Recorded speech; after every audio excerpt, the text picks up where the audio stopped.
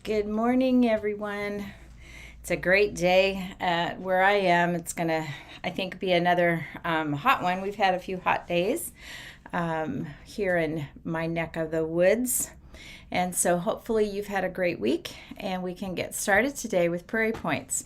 And Prairie Points can be a lot of fun. They're great for embellishment. They're great on, borders of quilts and accent pieces and all kinds of things that you can do with Prairie Points. So I'm excited to get started today in talking with you a little bit about the things that you can do with Prairie Points and the different ways that you can make them.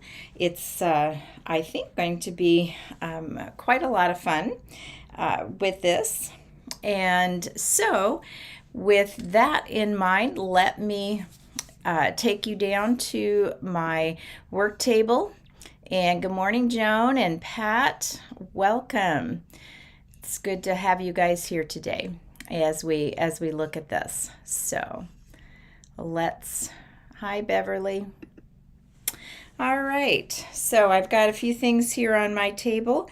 Want to start with your basic Prairie Point. I've got a square, and that's primarily what we start with is a square to make a Prairie Point, and we're going to fold this square on the diagonal in half and line that up as best we can. And we'll press that down, and then we're going to do the same thing again. We're going to fold that in half, get it aligned all the way, and we press it. Now, when you look at this Prairie Point, what you have is you have one side that is solid and you have one side that is open. And when we line Prairie Points up, we keep the open side and put the folded side, we can tuck it inside there. When I'm working, I've got some bunch of little ones here made. When I am working on a border, or I need several together, one of the important things is to remember to always keep the folded side in the same going in the same direction.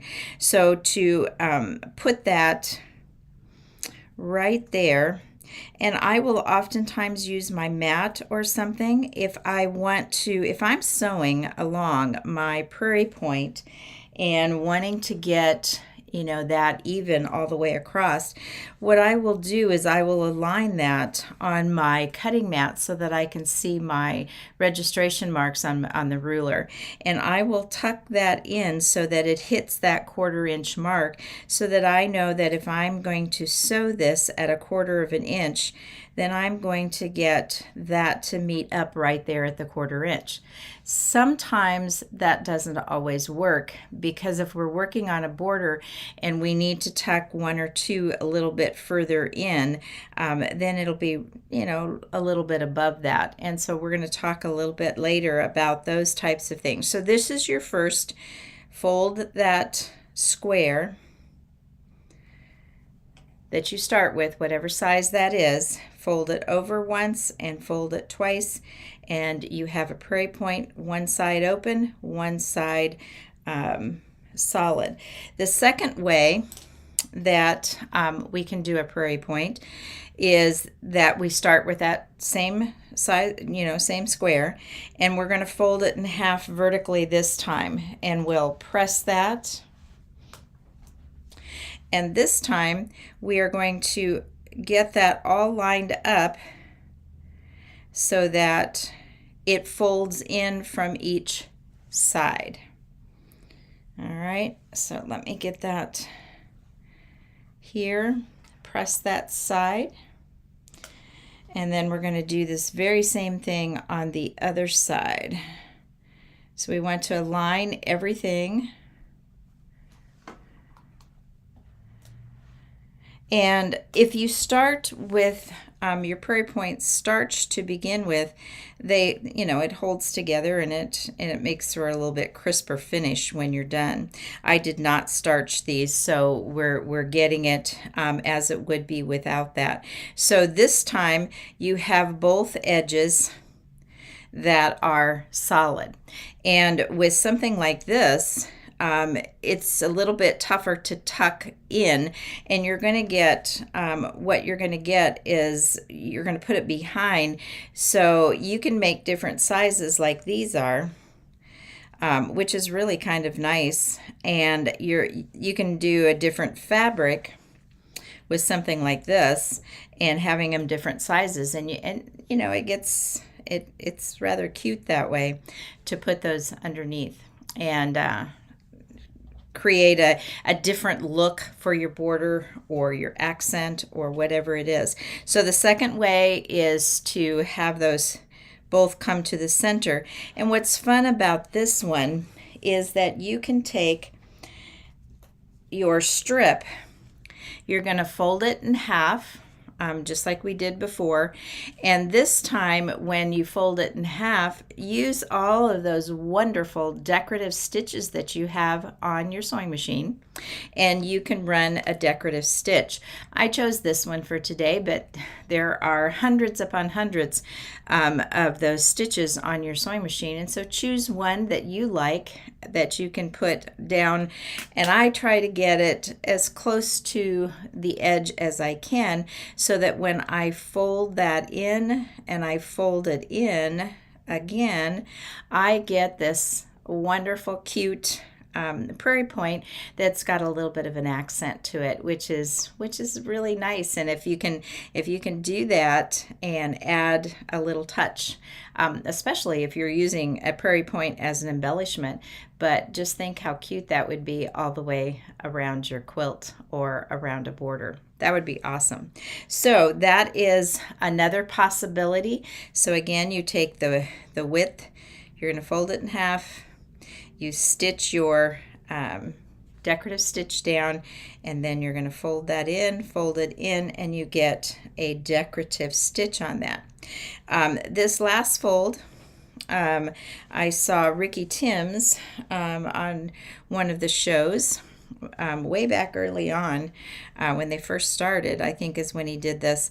This one, you fold your Prairie Point in half, get a crease in it, open it up, and fold it this way.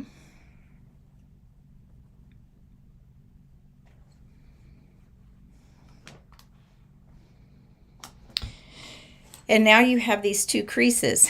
So this is what you do this way, and it's another way to get both sides. And so you kind of tuck your fingers in and push those down, and now you have an opening on both sides. So it's open here and it's open on this side, but there is no raw edges on either one of those, and that also adds possibilities as to what you can do in terms of embellishing and tucking. If you need to do some tucking from both sides, you have that option with that fold.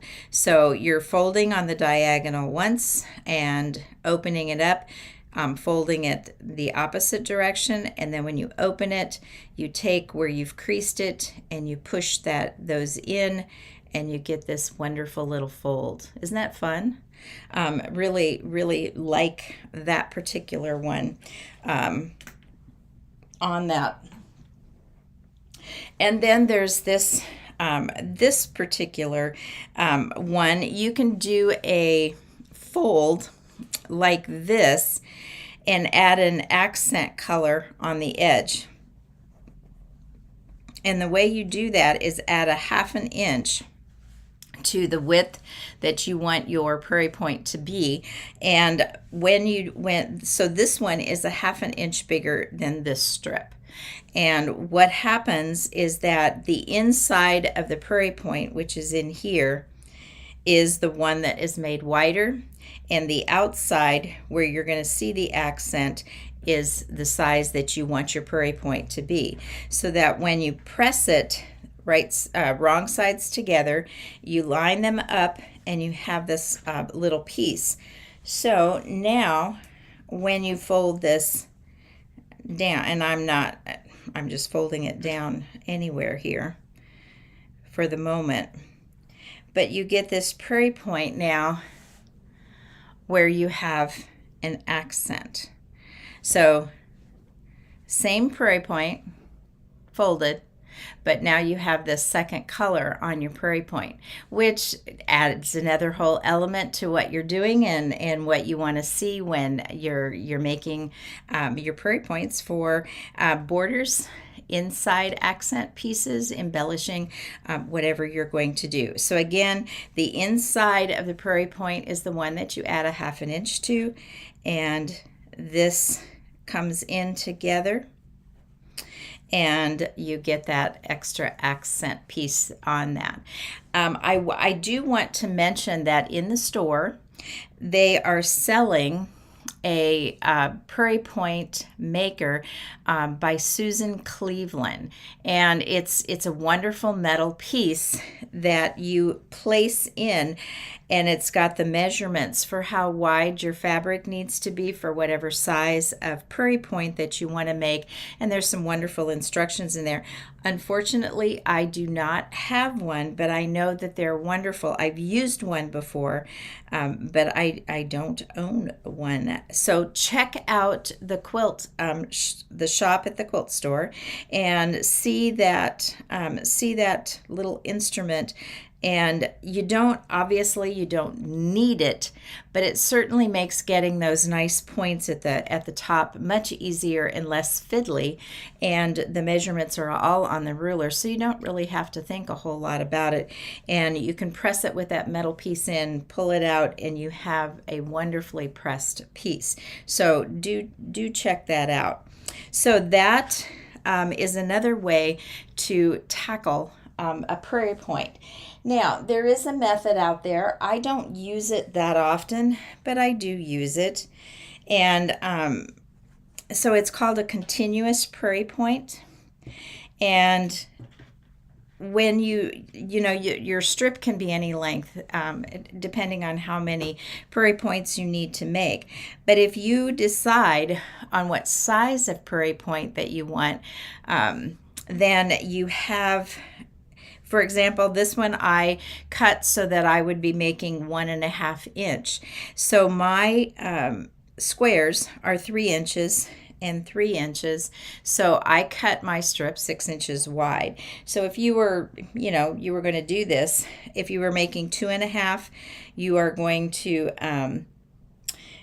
make it 4 times wider than what you want your prairie point to be.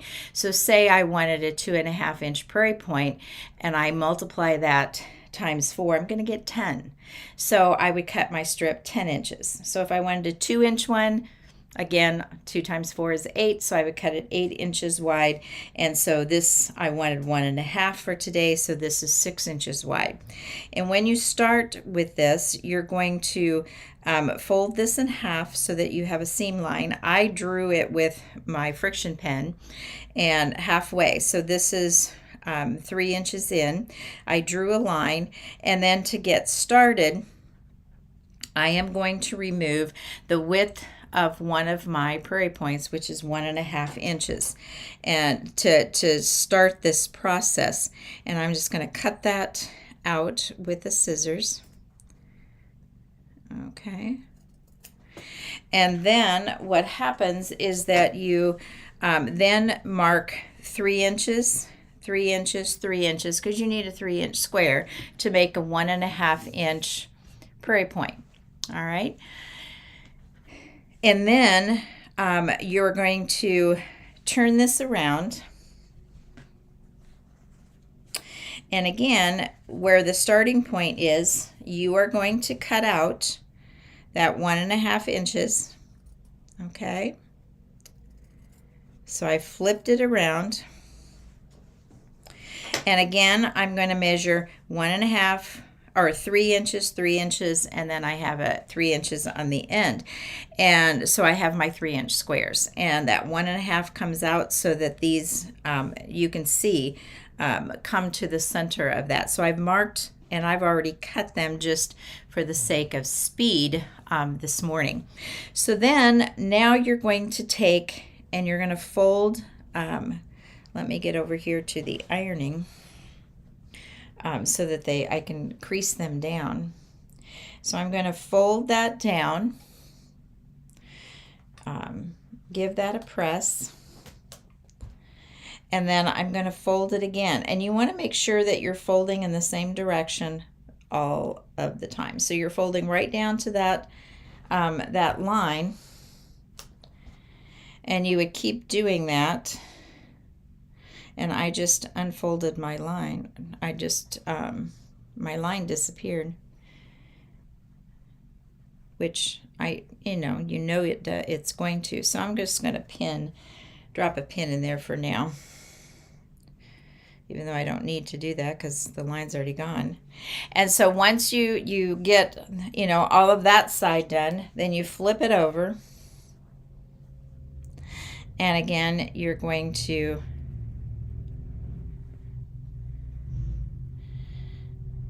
get those prairie points going again. Keeping this down there.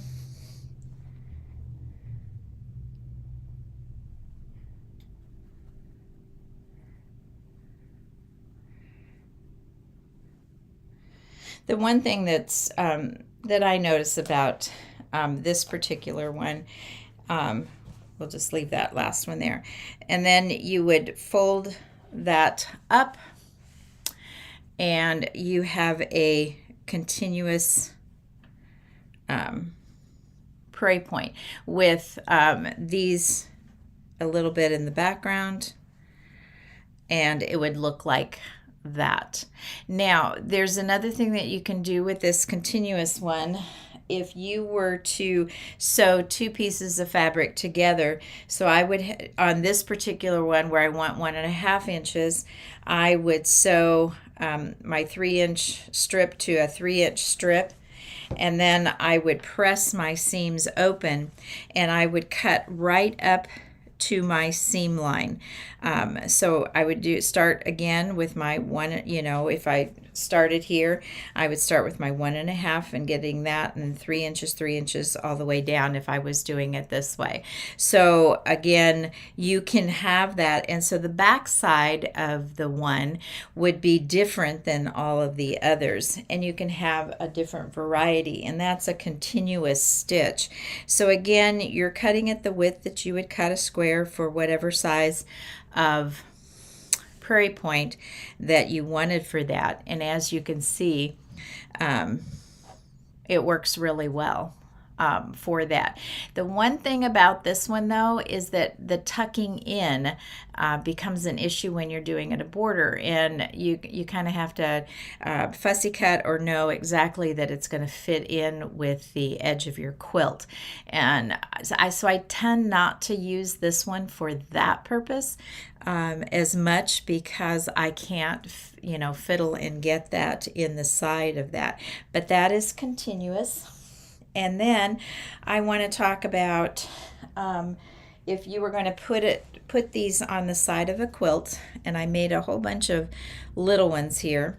So this is just a little hot pad that I'm making as a Christmas gift. So I want to start in the corner, and I leave the open side here, and so I get those two going in that direction, and then I can tuck that in there. And many times I will certainly put the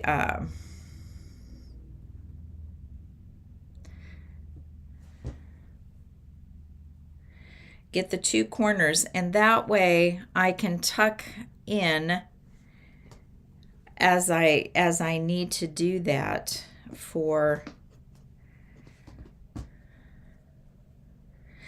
So if I have my flat side here, I want to keep it going in that direction, I can put that under there that way.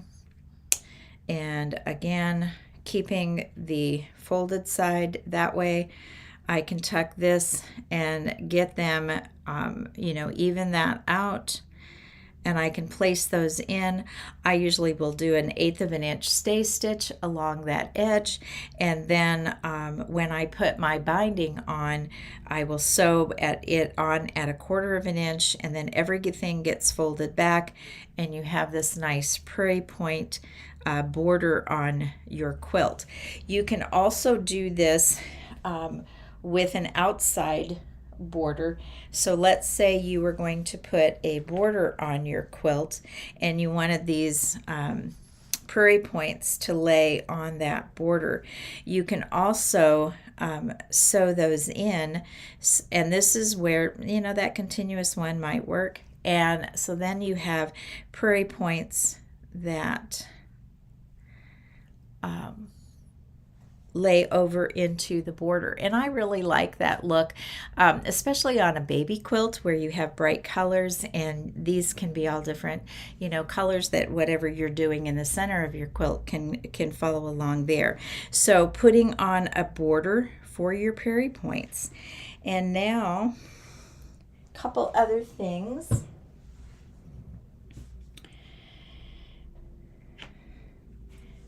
On show that 1001, Susan Cleveland talks about Prairie Points and puts a bunch of stuff up, and I made a little sample of some things that she does on her. She has this cute little quilt that she made, and just to show you, I folded these all in so that they made the this type of fold. And I ran, you know, just some hand stitches along this one. I didn't put anything here, but I embellished the points with little buttons. This one is one of those little balls, wool balls that you can purchase and add to it. So embellishing them for fun. If you're doing an art quilt, there's all kinds of great ways to stick a little Prairie Point into a quilt.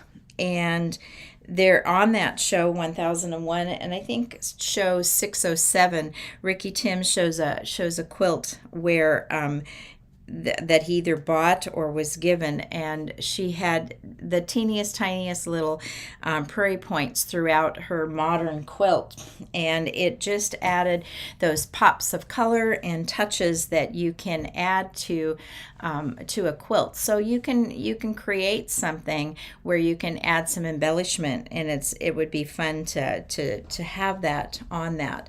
And then another popular activity, and you know, these are made, and if you look real closely at these folded, you know, they're oftentimes used for rug mugs and placemats and things like that, and they're so beautiful.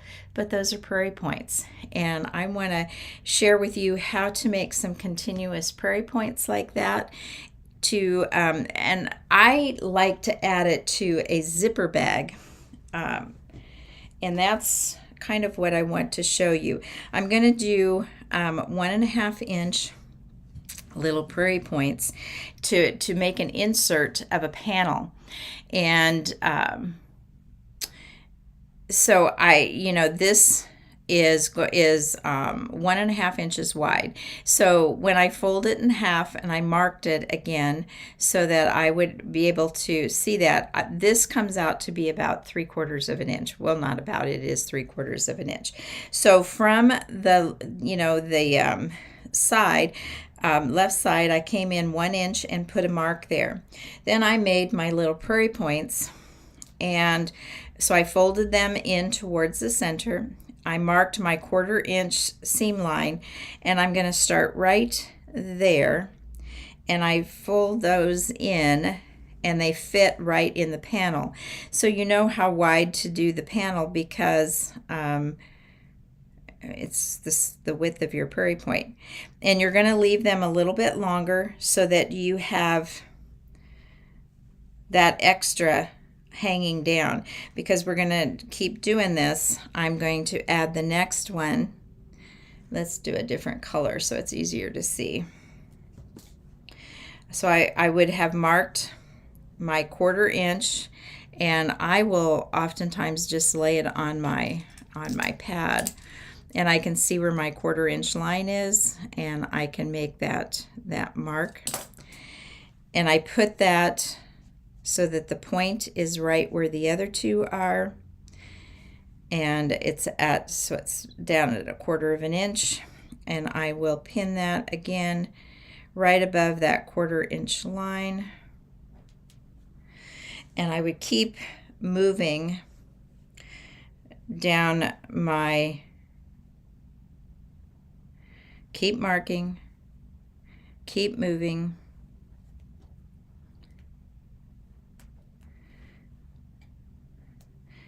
until I had that filled. And once you have that filled up with all of your, depending on the length of it is going to depend on your zipper bag or whatever you're inserting this panel into. And then once you have all these down, you're going to turn it around and you're going to sew with your machine right in between those points all the way. And so that holds it in place. You can remove your pins, and then you'll leave some space at the end so that you can insert that into the side of your bag, and you have this lovely Prairie Point panel that can be inserted into a bag, into a jacket, into a quilt, your quilt somewhere in making that. And it's really very much the same as you do here. I don't know if you can see this in here, but there is a, stitched. So when these are folded into those Prairie Points and you're starting to work your way up, you sew right in between that so that they're all held in place. And it's the same thing that you're doing here. You start at the wide end and sew right along that seam line, and you can insert that panel into a bag, clothing, whatever on that. And Melba has said that Prairie Points would be great on fidget quilts, and they are. They're wonderful. And of course, you don't put the buttons on for a fidget quilt. But I have another thought for you too. Half square triangles, seam lines, anything to add a Prairie Point. Any block that you could make, you could add a whole nother element to that block by inserting a Prairie Point, and that would go all the way around, and whatever your fabrics are, it could emphasize, add a fun little thing. And what about a kid's quilt and an I Spy type of quilt, where underneath of it would be that little element of whatever was in the fabric, fussy cutting it so that it fits under there, and so they could actually lift it up and see what's under it. I Spy or any type of quilt. This is also you would bring it down to the corner. And this is how you make those 3D pinwheel quilts too. You would add keep adding them around, and you would get a pinwheel quilt with the Prairie Points. And I want to point out something that happened. I don't know how well you're going to see this on camera, but I'm going to let you know that I did not pin my Prairie Point in place when I sewed this half square triangle. So right here, when I came down the machine, because this is extra layers of fabric, it actually pushed that edge of that Prairie Point down a little bit, so my Prairie Point does not meet at this edge. And I'm not sure that you're going to see that on camera. So the reason for pointing that out to you is it's a good idea to pin if you want the accuracy right there at that point. And because the most machines do, when you're sewing with 2 layers and all of a sudden you've added basically 4 layers of fabric to sew over, it's going to push that a little bit. So drop a pin in, even for those of us who don't necessarily always like pinning our fabrics together or using pins, but this is one time where if you want the accuracy, you would pin it and get that. So there are so many things that you can do with Prairie Points, and we've showed you the 3 ways to make a Prairie Point today, where you have folded in half, folded over, and you have one open side, one closed side. Fold it in half lengthwise, bring them to the center, and you have both sides, which you can embellish, or you can create that wonderful extra on there so that you can make a Prairie Point that has a little pizzazz to it. With it that way, you can use them and put them in panels. Make these wonderful folded things. So Prairie Points just keep going on with all kinds of fun stuff that you can create and that you can do with that. And so Prairie Points can be a whole lot of fun, and with art quilts and things to hang them, with other embellishments. I think the picture that showed is a quilt that I made, and on the bottom it needed something in that corner, so I added a Prairie Point, a little bit of silk and some beads, and it just added something into that corner that really needed it. So you can do that too. So for next week, I will not be on for Saturday Sampler. I am leading a retreat in Michigan, so that's where I'll be next week. But in 2 weeks, I'll be back and we'll be doing a mixed media project, which I'm looking forward to, working with you on that. And so enjoy making and thinking about how you could use Prairie Points in your work, and I will see you in 2 weeks. Have a very great 2 weeks while I'm gone. Get some things done and figure out all the different ways that you can embellish your Prairie Points. And please do share them on the forum if you can, because it's a wonderful it's wonderful to see your work too, and we can be inspired and intrigued by what you come up with more so than just what I can come up with a Prairie Point. So see you next time, 2 weeks. Bye.